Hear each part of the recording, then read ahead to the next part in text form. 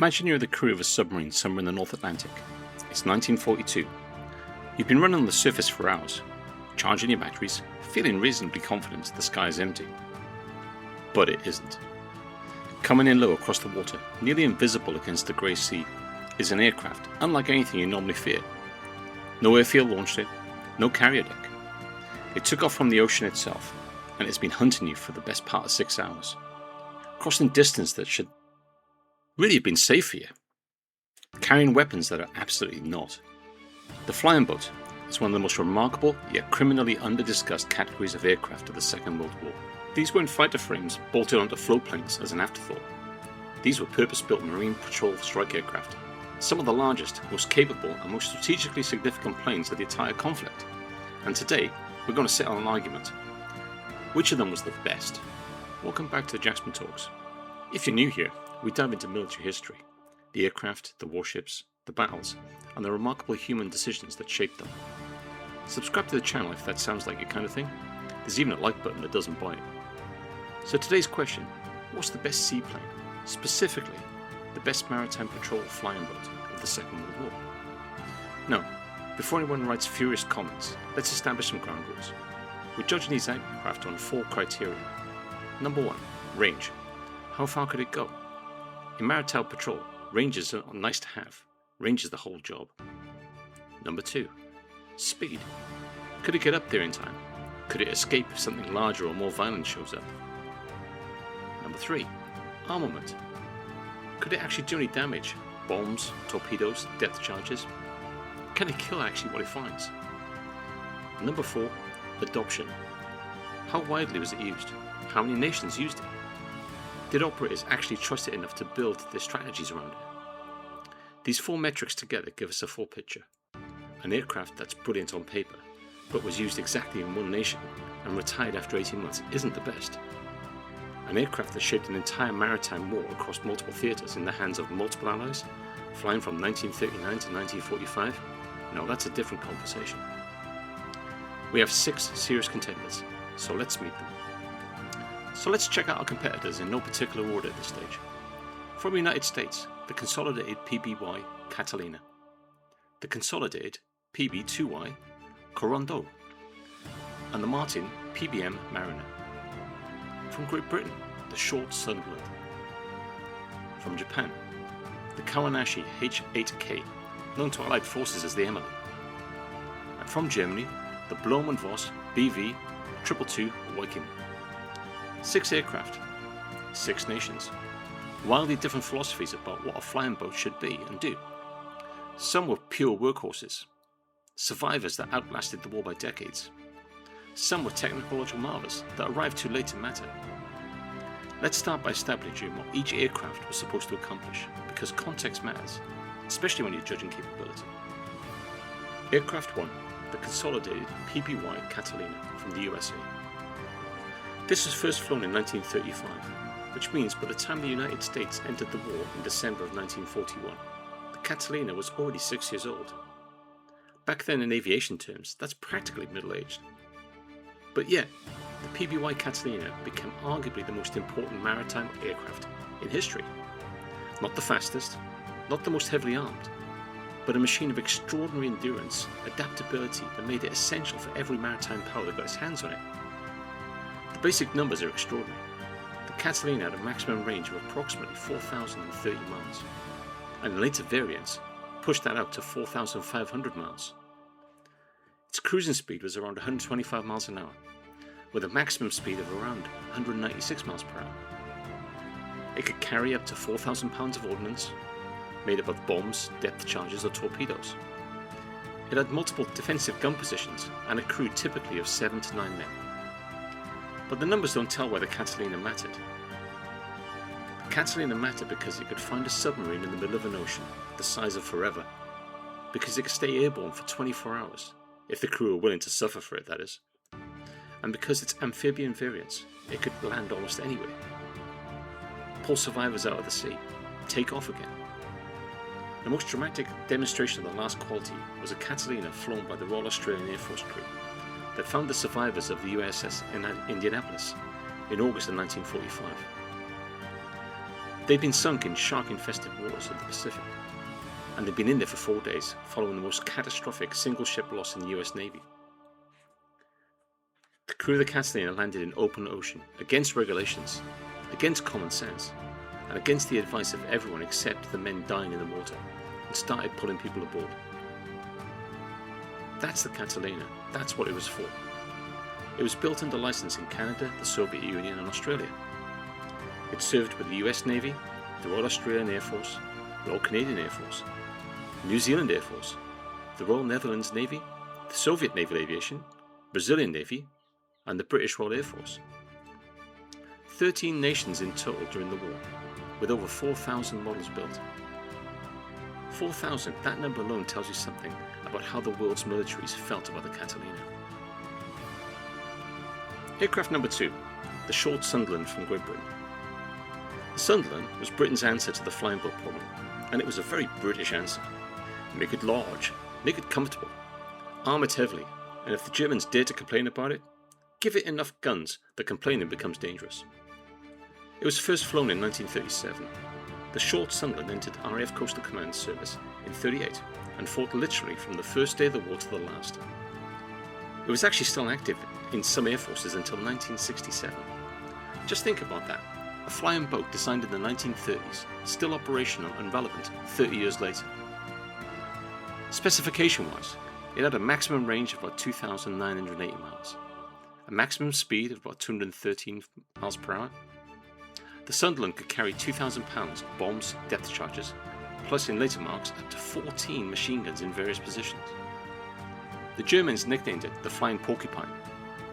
When a U-boat surfaced near a Sunderland and its crew opened fire, they soon discovered that a flying boat could shoot back with remarkable enthusiasm. There are documented cases of a Sunderland fighting off attacks by multiple Junkers Ju-88s, not by running, because the Sunderland couldn't really run, but by turning into the attack and putting enough lead in the air that the Ju-88 pilots reconsidered their career choices. The Sunderland's range was shorter than Catalina's, but its accommodation was better. The crew had proper bunks, a galley, enough space to operate effectively on long patrols, and enough space to make a cup of tea. It was a patrol aircraft that took crew welfare seriously, which improved the quality of decisions made at the end of the 24-hour mission. It served in the Royal Air Force, the Royal Australian Air Force, the Royal New Zealand Air Force, the Canadian Air Force, the South African Air Force, and the Free French Naval Aviation. Post-war, it served in several more nations, and around 749 were built in total. The Kawanishi H8K Emily from Japan. And now we arrive at an aircraft that every serious aviation historian mentions when this conversation comes up, usually with that kind of quiet reverence normally reserved for an engineer that shouldn't really have been possible given its time when it was designed. The Kawanishi H8K, the Allied reporting name Emily, first flown in 1941, entered service in 1942, and by virtually every technical measure it was the finest maritime patrol flying boat of the Second World War. And here are the numbers to prove it. Range approximately 4,460 miles, slightly exceeding even the Catalina. The maximum speed of 290 miles an hour, making it the fastest of any of our contenders by a significant margin. It could carry 4,409 pounds of ordnance, be that bombs, torpedoes, or depth charges. And its defensive armament was extraordinary. 5 20mm cannon and up to 4 7.7mm machine guns in various positions. This was not an aircraft you bounced from altitude and expected to watch it burn. Allied fighter pilots who tangled with the H8K and survived described the experience in terms that suggested they had reconsidered the life choices that led them there. The whole design of the H8K was exceptional. It had better sea handling characteristics than almost anything else flying at the time, able to operate in significantly higher sea states than its contemporaries. Had a self-sealing fuel tank, armour protection. These were way beyond the standards of any other aircraft for this period. So why isn't the H8K universally acclaimed as the definitive answer to our question? Well, 3 reasons. First of all, production. Only 167 were built. The Catalina production was 25 times larger than that. The Sunderland was built in greater numbers. And when you're judging the best, the ability to actually field aircraft in the meaningful numbers is not irrelevant. Second is timing. The H8K entered service in 1942, when Japan was already at operational capacity. It never achieved the kind of theatre-wide coverage that the Catalina managed from the early days of the Pacific War. Third, context. Japanese naval strategy didn't really prioritise anti-submarine warfare the way the Allies did. The H8K was used primarily for long-range reconnaissance and patrol, which it did brilliantly, but it was embedded in the kind of convoy protection, U-boat hunting, rescue operation ecosystem that Catalina and Sunderland were built into. It was the best aircraft, it was not the best program, and that distinction matters. Aircraft number 4, the Blohm and Voss BV2Y Wiking, from Germany. Now, Germany's contribution to the flying boat arms race was in keeping with German engineering traditions of the period. It was enormous, technically audacious, and produced in numbers that could charitably be described as, well, not many. The Viking, named with the understated modesty you'd expect from a German company that had just built the largest flying boat to see operational service in the Second World War. The BV2Y had a wingspan of 150 feet, comparable to the Boeing B-29 Superfortress. It was powered by 6 engines. Its range was approximately 3,790 miles, had a maximum speed of 242 miles an hour, and could carry a significant cargo and ordnance. It began life as a civilian transport project for the Lufthansa, was requisitioned by the Luftwaffe, and found its niche as a long-range maritime transport and patrol aircraft. In its transport role, it was generally impressive, capable of carrying up to 92 passengers or equivalent cargo across the North African approaches and into the Mediterranean. But, and this is a really big but, only 13 were built, 13 in the entire war. By 1944, Allied air sea priority had generally deteriorated the position of German forces, meant that operating large, slow-flying boats over contested waters would become impossible. Several were destroyed in Allied attacks before they could fully demonstrate their potential. The BV2Y is fascinating. It's not a serious contender for our top spot, because, aircraft that exist in the quantity small enough that you could fit an entire production run into a medium-sized car park is not shaping the maritime war. It's a footnote, an impressively large, technically interesting footnote. Aircraft 5, Consolidated PB2Y Coronado. The PB2Y Coronado was Consolidated's attempt to build something bigger, faster, and better armed than their own PBY Catalina. It was a reasonable ambition. The execution was somewhat mixed. First flown in 1937, the Coronado entered service with the US Navy in the late 1940s.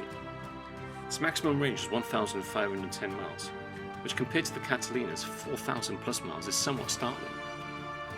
It had a maximum speed of 194 miles per hour. It could carry 12,000 pounds of bombs and depth charges, which sounds impressive until you note that its limited range constrained where those bombs could actually be delivered.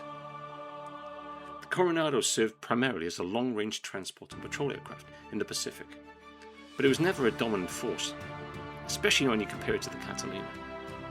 The range limitation was a serious operational problem in a theatre defined by vast oceanic distances, and only around 217 were built. It was a capable aircraft with a specific niche.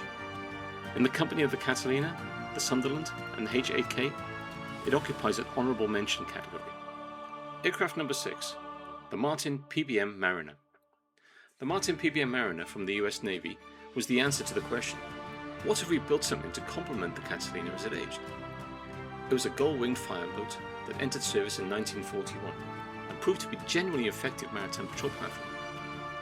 It had a range of approximately 2,137 miles, a maximum speed of 211 miles per hour, an armament of up to 8,000 pounds of bombs, depth charges or torpedoes.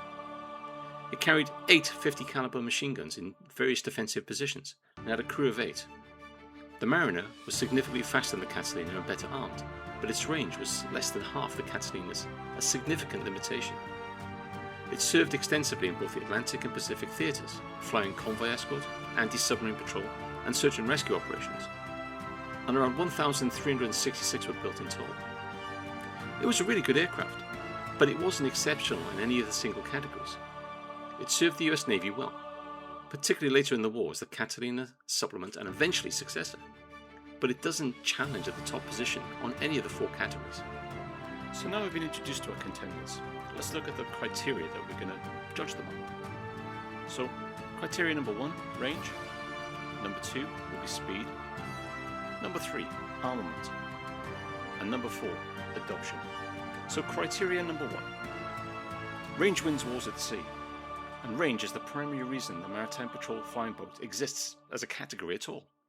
If you cannot reach the convoy routes, the submarine hunting grounds, the distant island chains, well, you're not performing the mission, full stop.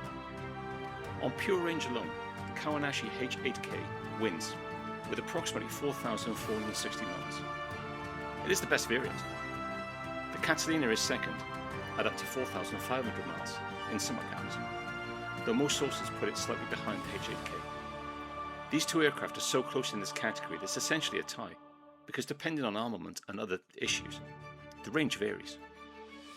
The Sunderland, at roughly 2,980 miles, is significantly behind, though it's worth noting that almost 3,000 miles is not nothing. For Atlantic convoy escort, that range was adequate. However, when you look at the Pacific operations, it would have been limited.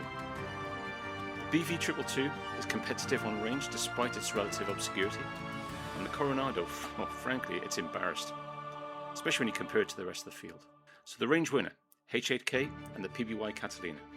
The Sunderland earns an honourable mention for adequacy in theatre. Criteria number 2, speed. Now, speed in maritime patrol aircraft is somewhat nuanced. You need to be fast enough to respond to contacts before they submit or escape. You need enough speed to intercept surface vessels. You need enough speed to have survivability conversations with hostile fighters, or at least make that conversation as brief as possible. On speed, the H8K is not merely the winner, it's the different category altogether. 290 mph maximum speed for a flying boat of this size, in this period, is generally remarkable engineering. The next closest is the Sunderland, and it manages 213 mph. That's not a small gap. The Sunderland and the H8K taking off at the same time would arrive at a target with enough time difference that the H8AQ could have lunch. The Sunderland, Mariner and BV2Y cluster in at the 210 to 242 mph range, which is competitive. The Catalina at 196 is the slowest of the serious contenders, and in a fighter-infested environment that matters. The speed winner, the Kawanishi H8K, by a substantial margin. It's no contest. Criteria number 3, armament. Now, armament has two components, offensive and defensive. The ability to kill what you find, and the ability to survive long enough to find more things. On offensive armament, the Coronado carries the most with 12,000 pounds, but its range means it really gets to use it properly. The Mariner's 8,000 pounds is impressive, as it adds speed to payload ratio. The H8K carries over 4,400 pounds of ordnance, and is effective with both bombs and torpedoes. On defensive armament, the H8K is exceptional, with 5 20mm cannon. It's serious firepower for any aircraft of the period. Allied fighters that attacked the H8K sometimes learned the lesson at considerable personal cost. The Sunderland's reputation as a Flying Porcupine is well earned, with up to 14 guns in various positions, and demonstrate willingness to use them on Ju-88 maritime strike aircraft. The Catalina's defensive armament was its relative weakness. 3 to 6 machine guns depending on the variant. It was adequate, but not impressive. It survived by being hard to spot, staying low, and praying. Offensive armament winner, the Coronado on paper, the H8K in practice. Defensive armament winner, H8K and Sunderland share. The H8K for the cannon and the Sunderland for its just bloody mindedness. And this brings us to criteria number 4, adoption. Now this is where the argument decisively resolves itself. Adoption is not just a measure of how many were built, it measures trust. It measures where air ministries around the world, with access to multiple options, choose the aircraft that will us. It measures whether an aircraft worked well enough in practice that operators wanted more of them. The Catalina was operated by 13 nations during the war. It was built under license in Canada, the Soviet Union and Australia. It was flown in every major maritime theatre, the Atlantic, the Pacific, the Indian Ocean and the Arctic. It served with the US Navy from the attack in Pearl Harbor to the end of the war, accumulating an operational record that spans the entire conflict.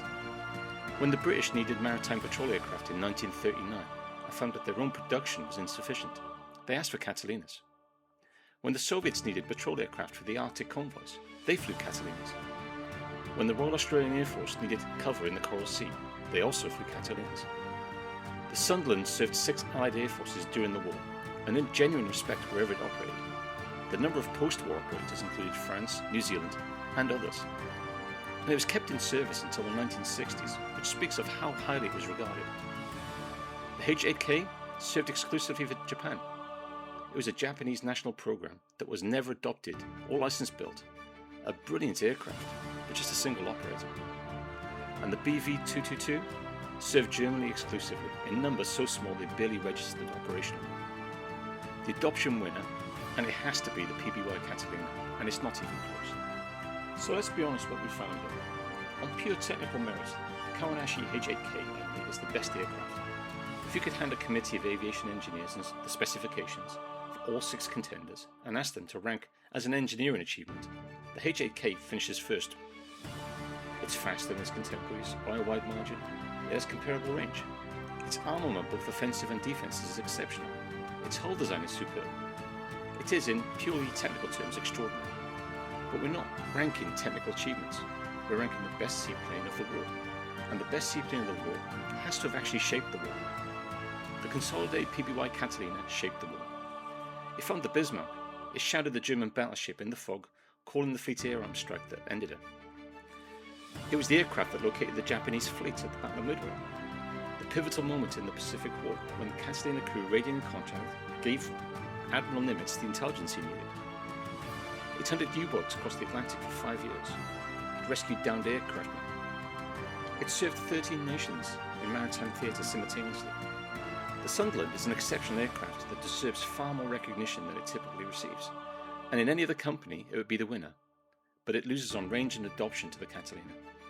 The H8K is the finest technical achievement in our field, and if it was built in numbers, it would have won easily. But 167 aircraft, however exceptional it is, does not match the over 4,000 average was, when average means the thing actually is everywhere doing the job. So here's the verdict then. The Consolidated PBY Catalina wins. The best technical aircraft, the Kawanishi H8K Emily. The best operational program, the Catalina. The most underrated, the short Sunderland. The most ambitious, the Blohm and Voss BV2Y. The Catalina wins because the best aircraft isn't the one with the highest top speed or the most guns. It's the one that can turn up everywhere, in the hands of every maritime power that mattered, doing the job every single day of the war, and doing it well enough that 13 nations trusted it in their oceans. If you put every flying boat of the Second World War into a race, then the HK wins. Well, it wins the sprint. The Catalina, however, wins the marathon. And when we're talking about maritime patrol, a marathon is the only result that counts. So let's have a look at some of the stories to help you understand why these aircraft matter. The search for the Bismarck, May 1941. It's May the 26th, 1941. The German battleship the Bismarck is somewhere in the North Atlantic. It's steaming for the French port of Brest and the safety of the Luftwaffe air cover. She's already sunk the HMS Hood, the pride of the Royal Navy. The British Home Fleet is hunting for her desperate, but the weather is appalling, and she has temporarily slipped their pursuers. At 10:30 in the morning, a Catalina of RAF Coastal Command, flown by a crew that included an American co-pilot, ensign Leonard Smith of the US Navy, was technically a neutral observer at the time, as America was not in the war yet. But they find her. Smith and the crew of the Catalina Z209 were flying through cloud, following a search track when the Bismarck appeared below from nowhere. They took fire immediately. Smith threw the aircraft into cloud. They circled for 40 minutes, staying in contact through intermittent gaps, radioing position, course and speed back to the fleet. That contact report vectored to the fleet air arm Swordfish torpedo bombs from HMS Coral, and a torpedo strike that ultimately resulted in the Bismarck's rudder being jammed. That left her circling helplessly. The following morning she was caught and overwhelmed and sunk. But without that Catalina, the Bismarck likely reaches Brest. The entire strategic calculus of the Atlantic changes. The crew of Z209 never received recognition their action deserved, partly because the aircraft they flew belonged to a coastal command squadron, not glamorous fighter units, and partly because history tends to celebrate the ships and the aircraft that fire the killing shots rather than the ones that make the killing possible. Next up, on June the 4th, 1942, Midway. The Battle of Midway is rightfully known as the pivotal point in the War in the Pacific. Every history of the battle rightly focuses on the US Navy dive bombers that sank 4 Japanese fleet carriers in 6 extraordinary minutes. However, fewer historians spent adequate time on the Catalina crew that found the Japanese fleet on the morning of June 3rd. Sending that vital contact report that gave Admiral Nimitz confirmation of the Japanese approach vector. The Catalinas of Patrol Wing 2 flew search patterns covering millions of square miles of the Pacific Ocean in the days before the battle. It was a Catalina that spotted the Japanese invasion force, initiating a chain of events that led to America's greatest naval victory. It was a Catalina that staged night torpedo attacks at the Japanese fleet. An improvised, desperate tactic that was not particularly effective, but demonstrated the aircraft's value as a platform willing to go where it was needed in any hour. These crew operated at the extreme edge of the aircraft's range, at night, over hostile ocean, against the most powerful naval force Japan had ever assembled. They did so in an aircraft that was, let's be candid, was slow, lightly armed, and not designed for this kind of work. But they did it anyway. And lastly, August of 1945, the Indianapolis rescue. On July 30th, 1945, the heavy cruiser USS Indianapolis was torpedoed by a Japanese submarine in the Philippine Sea. She sank in 12 minutes. Of the 1,196 men aboard, approximately 900 made it into the water. Through a catastrophic failure of communication and naval administration, no one reported the ship overdue.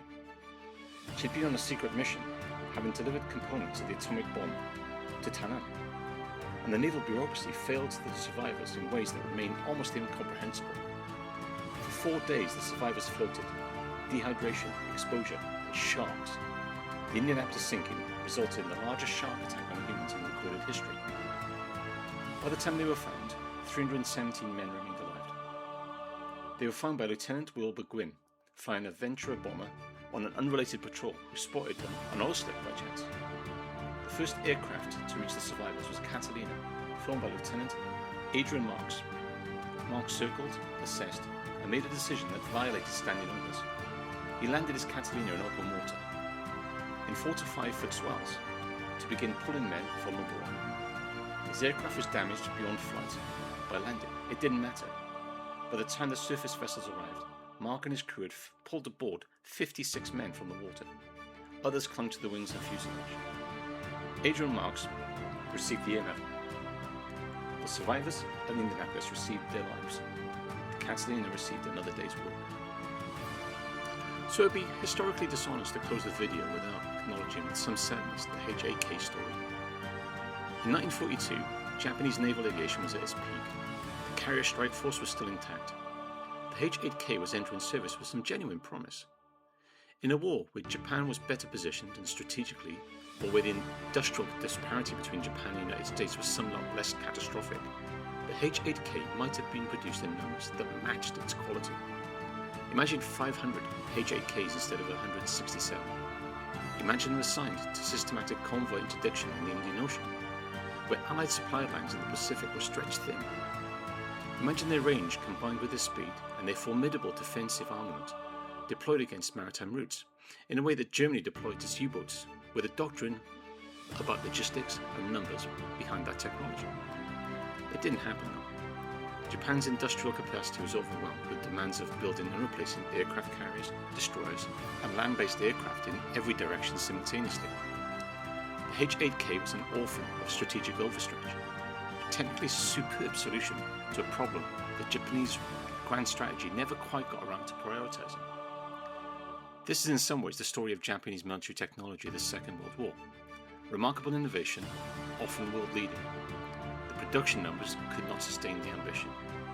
The Zero Fighter, the Yamato, the H8K, extraordinary machines in their own right, but insufficient quantities, manufactured in a country fighting a war it couldn't win against an industrial opponent it couldn't match. The H8K was the best aircraft. It lost the war in numbers, and numbers in industrial warfare are the ultimate arbiter. So let's look at the legacy. The maritime patrol flying boats as a category essentially died with the Second World War, or rather, it transformed beyond recognition. Land-based maritime patrol aircraft, with the arrival of long runways at remote airfields across the Pacific, the Atlantic and beyond, made the flying boat's ability to operate from water increasingly unnecessary. The Lockheed P2 Neptune, the P3 Orion, and eventually the Boeing P8 Poseidon all operate from conventional runways. The flying boat's fundamental advantage, the independence from land infrastructure, became less relevant as that infrastructure spread across the world. The Sunderland survived the longest operationally. The Royal New Zealand Air Force retired this in 1966. The French Navy flew their last operational mission in 1960. In commercial service, converted Sunderlands were renamed to Sanderlands, and they flew passengers across the Commonwealth for years after the war. The Catalina, however, survived in a different way, in memory and recognition, in the kind of affection that accumulates when an aircraft is beloved by everyone who ever flew or sailed in waters protected by it. There are more flying Catalinas today than any other World War II flying boat, a testament to the design, so sound that enthusiasts spent decades restoring and maintaining them. The H8K was largely destroyed at the end of the war. One example survives, in Kawanishi Naval Air Base in Japan. One aircraft, for the finest maritime flying boat of the war. That feels appropriate to the story, a machine that existed in too few numbers, of which too few survived. So that's it, folks. That's my little view on what the best seaplane of the Second World War was. If you remember nothing else from this video, remember these things. The Kawanishi H8K was the best aircraft. Fast, well-armed, exceptional range, superb handling. If you're building one flying boat and you want that finest possible example, build the H8K. The Consolidated PBY Catalina won the war. 13 nations, thousands of aircraft in every theatre. The Bismarck, Midway, Indianapolis. If you're fighting a war and you need aircraft everywhere doing the job every day, you need a Catalina. The short Sunderland was flying over the Atlantic longer than almost anyone remembers, in hands of crews from 5 Commonwealth nations, shooting back at Ju-88s and being absolutely fine about it. It deserves better recognition than it gets. The flying boat era ended quietly after 1945. The oceans didn't get any smaller. The threats didn't go away. We just found different tools. But for 6 years, in the worst war in human history, these extraordinary aircraft were the things standing between convoy routes and submarines, between the survivors and the sea, between military intelligence and ignorance. They're worth remembering, which is exactly why I made this video. So if you found this interesting, please subscribe for new videos on military history and aviation. Hit the like button if you think the Catalina deserves its reputation, or if you think the H8K was robbed, then leave a comment. And until next time, I'll see you.